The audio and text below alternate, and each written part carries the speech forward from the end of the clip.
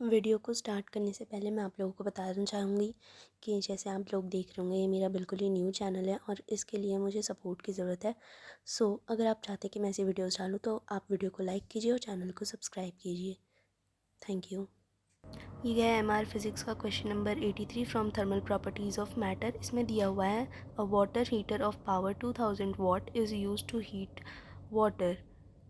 The specific heat capacity of water दी हुई है, हमें कितनी दी हुई है 4200 joule kilo inverse kelvin inverse. ठीक है। The efficiency of heater is 70%, हमें 70% एफिशिएंसी दी हुई है इसकी।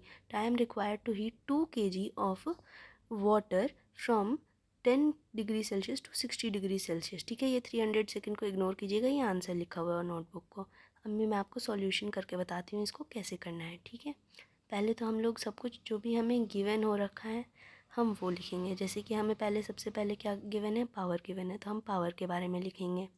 पावर हमें दे रखी है, इन्होंने 2000 वॉट दे रखी है हमें पावर, तो हम पहले वो लिख लेंगे कि पावर हमें जितनी दे रखी है। ठीक है, उसके बाद हमें दे रखा है, हमें क्या दे रखा है, हीट कैपेसिटी दे रखा है वाटर का जो कि है 4200। फिर हमें मास दे रखा है 2 kg। ठीक है, पहले तो हम डेल्टा टी निकालेंगे। डेल्टा टी मतलब 10 डिग्री सेल्सियस से 60 डिग्री गया हुआ है, तो हम माइनस करके निकालते हैं फाइनल माइनस इनिशियल जो कि 50 डिग्री आ रहा है। अब क्यू, हीट का फॉर्मूला क्या होता है, एम सी डेल्टा टी। ठीक है, तो अब मास दे रखा है 2 kg, सी है 4200 और डेल्टा टी आया हमारा 50 kg। उसके बाद हम क्यू निकाल लेते हैं। क्यू हमारा क्या आ रखा है, हमारा क्यू जब हम इन तीनों वैल्यूज़ को मल्टीप्लाई करेंगे तब हमारा क्यू आ जाएगा। ठीक है, तो आपको इनको मल्टीप्लाई करना है। आप मल्टीप्लाई करेंगे तो हमारा आंसर ये आएगा क्यू का। ठीक है, 4000, अरे आप मतलब देख लीजिए। ठीक है, उसके बाद हम निकालेंगे, हमें जो ये दे रखा है, आपने क्वेश्चन में देखा होगा 70% एफिशिएंसी। इसमें बहुत बच्चों को दिक्कत होगी कि लाइक इसका क्या मतलब है कि 70% एफिशिएंसी हो रखी है इसकी, है ना। तो इसका ये मतलब हो रहा है कि लाइक 70% एफिशिएंसी का मतलब है कि जो हीट है वो मतलब जो एफिशिएंसी उसमें उसका मतलब है कि 70% ही इलेक्ट्रिकल एनर्जी यूज़ हुई है इसमें। ठीक है, और बची हुई 30% यूज़ नहीं हुई है। तो अब हमें उसके हिसाब से आंसर निकालना है। हीट को हमें निकालने का फॉर्मूला आएगा एफिशिएंसी इंटू ई। ठीक है, तो अब हम जब एफिशिएंसी इंटू ई करेंगे तो हमारा Q is equal to efficiency into E है। तो Q हमें दे रखा है, हमारा आया था 420000 आया था हमारा Q, है ना।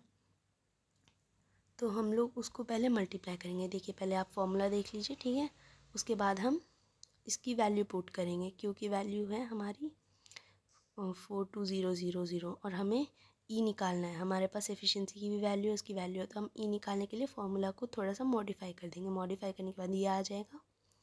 उसके बाद हम वैल्यू पुट करेंगे, इसमें वैल्यू पुट कर देंगे जब हम, तो हमें 0.70 लेना है उसको। ठीक है, 100 से डिवाइड करा है हमने।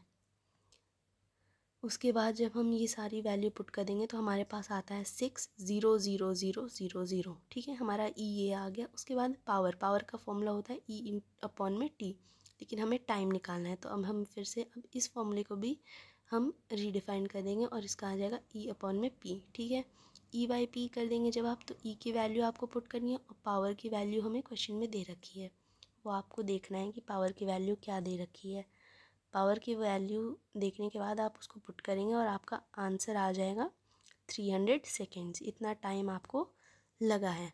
ये क्वेश्चन देखा जाए तो बहुत ही ज़्यादा मतलब घुमाने वाला था, बच्चों को बहुत ज़्यादा कन्फ्यूजन होगी, बट ये रहा आपके लिए पूरा सॉल्यूशन। आप इसका स्क्रीनशॉट ले लीजिए और इसको सेव कर लीजिए। Thank you so much.